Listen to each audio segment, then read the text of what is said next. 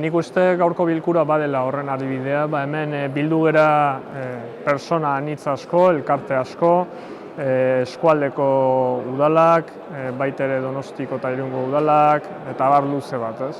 Eta bereziki nahi genuena da, zentzu batean, jende guzti honi azalarazi zein den gure hurrengo 4 urteetarako dugun planteamendua. Zuzenean, argi, azalduz, xume baita ere, baina jakin zezala herritarrak zein zen gure planteamendua.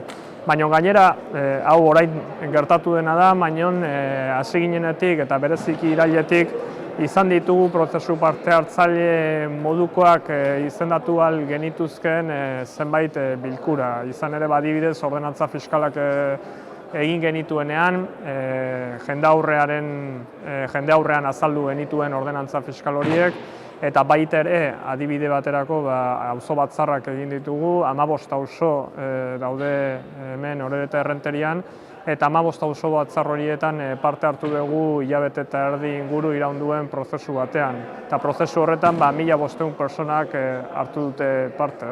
Gero gainera Errenteriako enpresekin ere bildu gara, eta geratzen zaiguna da komertzianteekin biltzea. Beraz, nik esango nuke pakete oso bat dela.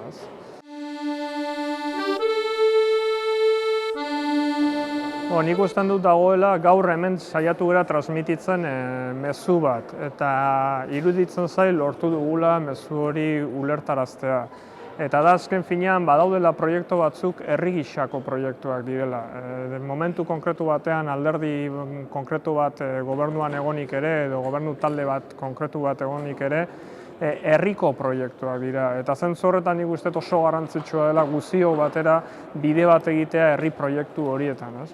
Horrek hartzen du parte hartzak, horretan hartzen du garrantzi berezia. Eta bereziki, askotan esan dugulako, eslogan gisa ez dugu tratatu nahi parte hartza, baizik eta ariketa praktiko eta oso positibo gisa.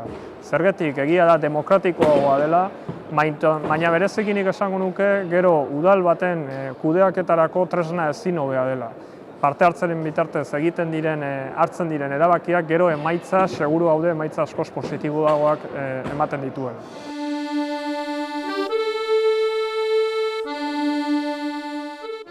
Hemengo egoera egia esan ez da ona.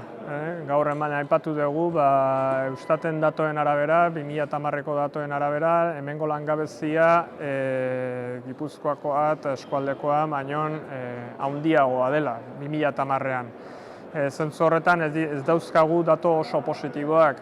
Orain, gaur hemen mezu bat transmititu nahi izan dugu jende horren aurrean, eta da guk apostu gogor bat egiten dugula biziberritze ekonomikoaren bidean. Zentzu horretan, gonbidatu ditugu honea lehenoa esan dudan bezala eskualdeko udalak, diputazio ere gonbidatu dugu bertara, egon dira agente ekonomikoak, berrikuntza eta garapenean aritzen diren agente estrategikoak egon dira hemen presente, eta gu planteatzen duguna da azken finean, eta oarsoaldeko udalek konpartitzen dugun gai da, plan estrategiko bati heltzea, hurrengo urtei begira, oarsoaldea bera garapen ekonomikoan nun kokatu nahi dugun argitzeko. Hori da guk herritarrei transmititu nahi dieguna, eta bereziki ilusio bat transmititu nahi diegu. Gauzak aldatu daitezkela eta aldatuko ditugula, baina perspektiban jarri behar ditula. Guziak gai izan behar dugu gure herria eta eskualdea kasu honetan, ekonomikoki bereziki, perspektiban jartzeko, urrutira begiratzeko, burua altxa eta gutxienez horizonte bat edo ikusteko. Hori da guk uste duguna herritarrak ulertu behar dutena eta ulertu dutena. Nik uste baiet. Guk duela astebete usten dut, aurkeztu genuela lehen zirriborroa aurrekontuena, eta momentu honetan elkarrizketak alderdi guztiekin ditugu. Zentzu horretan, aztertuko dugu zeintzu diren alderdi bakoitzak plantatzen dizkiguten aldaketak eta bar, eta horren arabera hartuko ditugu erabakia, baina printzipioz ez daukagu inongo alderdirekin lotura berezerik, hau da, horrekiak daude edozein alderdietara eta bereziki beraien proposamenetara. Hori da azken finean aurrekontuetan garrantzia hartzen duen.